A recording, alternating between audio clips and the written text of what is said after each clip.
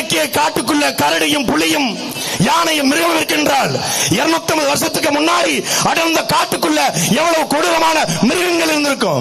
ஒரு பக்கம் ஒட்டுமொத்தமான வெள்ளக்கார பீரங்கி வச்சு துப்பாக்கி வச்சு தேடிக்கிட்டு இருக்கான்.